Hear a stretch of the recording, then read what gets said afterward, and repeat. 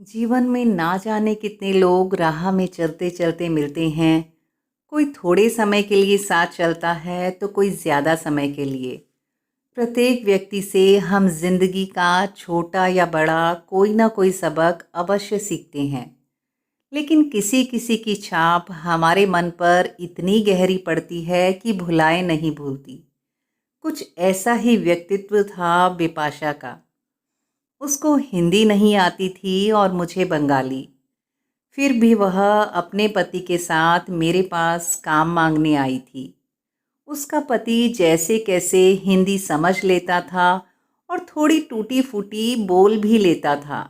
वह बोला, यह 2-4 दिन आपके यहाँ काम करेगी। अगर इसे काम पसंद आया और आपका व्यवहार ठीक लगा तभी यह रोज काम पर आया करेगी।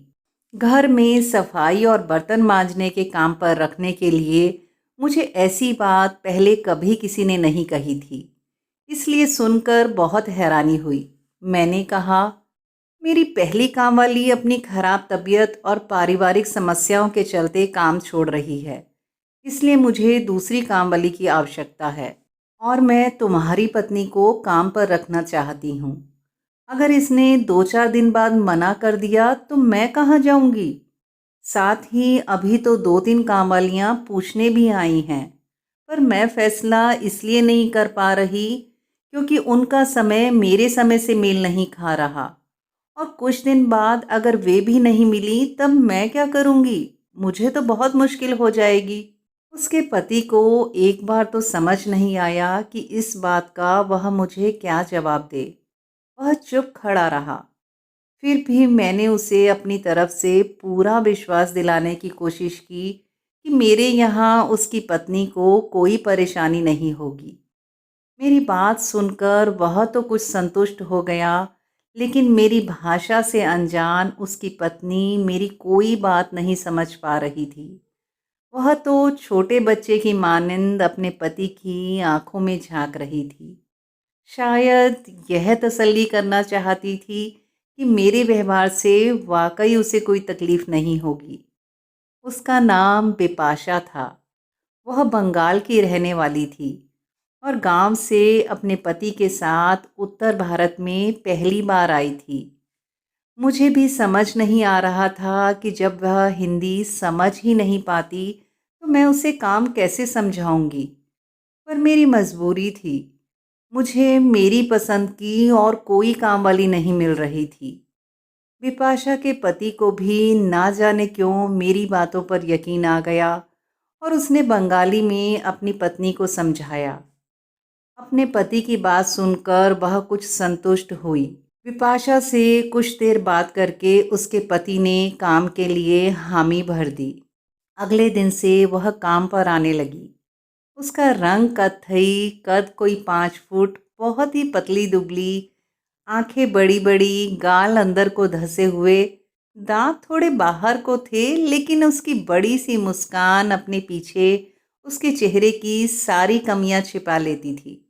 जब वह हंसती थी तो बहुत प्यारी लगती थी। बिना फॉल की साड़ी पैर के गिट्टे तक पहनती थी ताकि शायद नीचे से घिस ना जाए। साधन विहीन लोगों को भी ना समय और परिस्थिति सब कुछ सिखा देते हैं।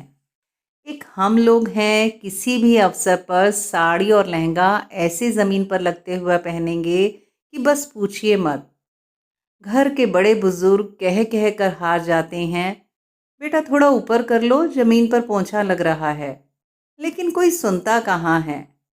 पर अब लगता है प्रकृति और पर्यावरण की रक्षा के लिए हमें सभी चीज़ों का इस्तेमाल संभल कर करना चाहिए। यह नहीं कि एक दो बार इस्तेमाल करी और फेंक दी। सामर्थ्यवान होने का यह अभिप्राय कदापि नहीं कि हमारी प्रकृति के प्रति कोई जिम्मेदारी नहीं, अभी तो हमारा कर्तव्य और बढ़ जाता है।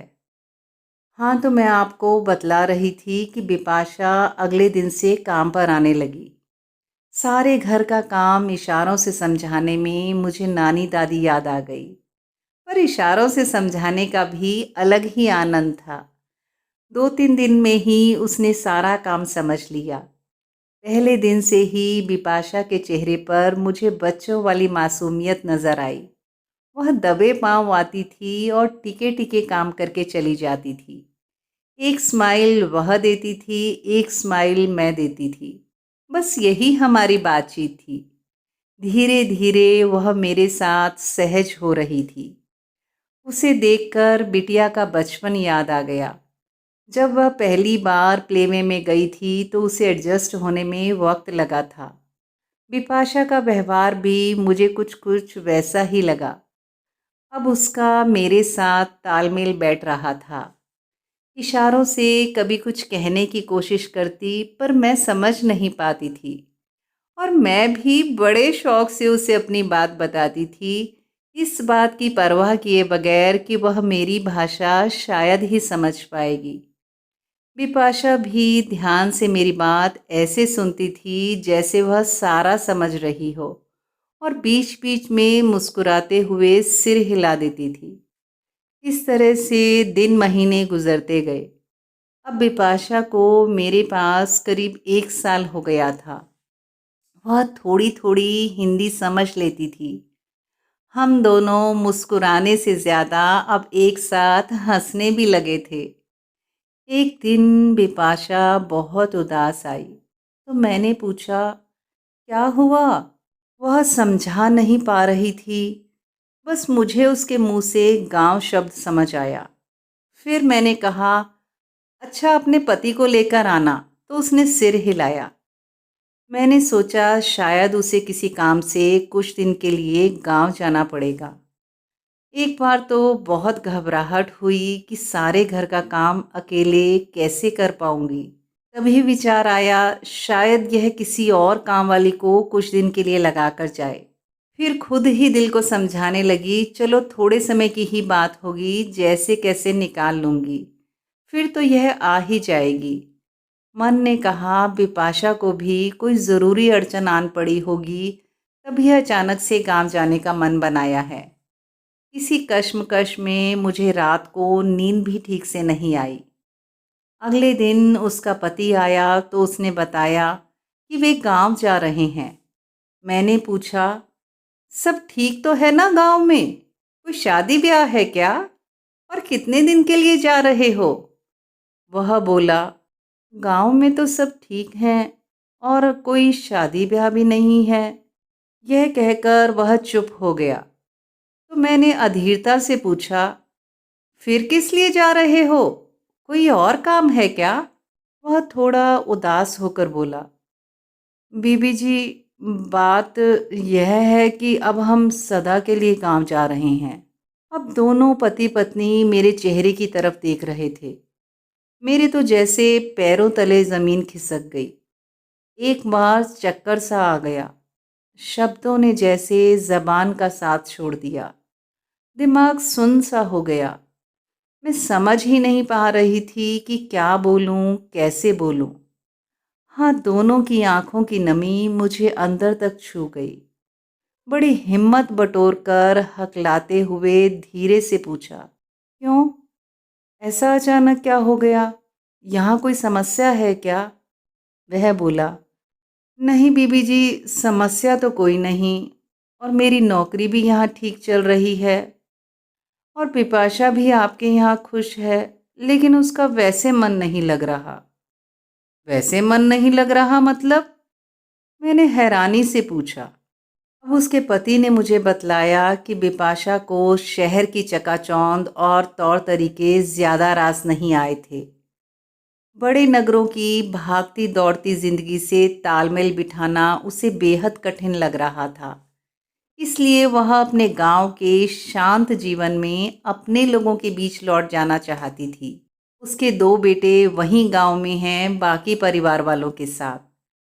समय आने पर उनकी शादी करेगी और शेष जीवन गांव में ही गुजारेगी। सुनकर मुझे गहरा धक्का लगा। दिल को समझाने की बहुत कोशिश की। लग रहा था कैसे न कैसे उसे रोक लूं हमेशा के लिए, पर कैसे, यही तो समझ नहीं आ रहा था। बिपाशा की मनस्थिति मैं समझ रही थी और इसकी जिम्मेदारियां भी मुझे नज़र आ रही थीं, पर उसका अपने से दूर चले जाने का दुख मुझे ज़्यादा बड़ा लग रहा था। शायद मैं स्वार्थी हो गई थी।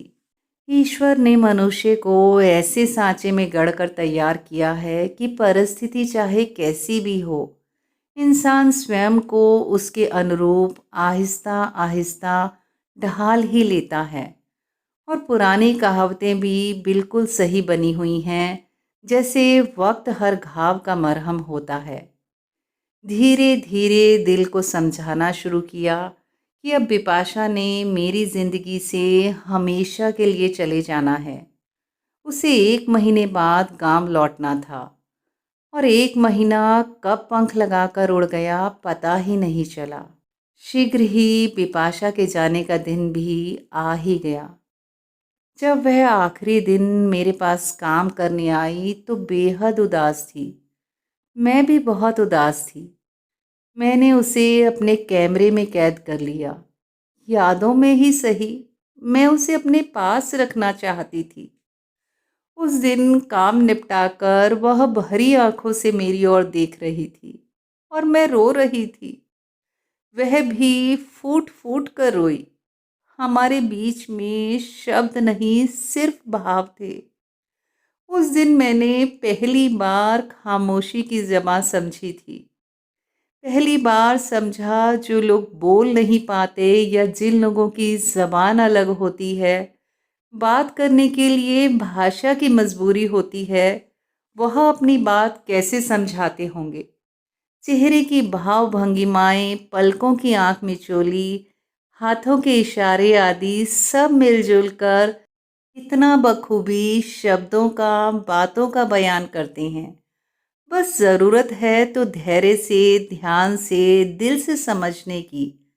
जिंदगी का यह कीमती सबक मैंने बिपाशा से सीखा, इसलिए शायद वह मेरी स्मृतियों में हमेशा के लिए रह गई। तो दोस्तों, कैसी लगी यह सच्ची कहानी कमेंट सेक्शन में कमेंट करके अवश्य बताइएगा।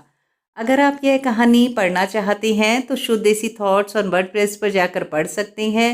उसका लिंक मैं नीचे डिस्क्रिप्शन बॉक्स में शेयर कर रही हूँ। धैर्य से सुनने के लिए आपका हार्दिक आभार। धन्यवाद।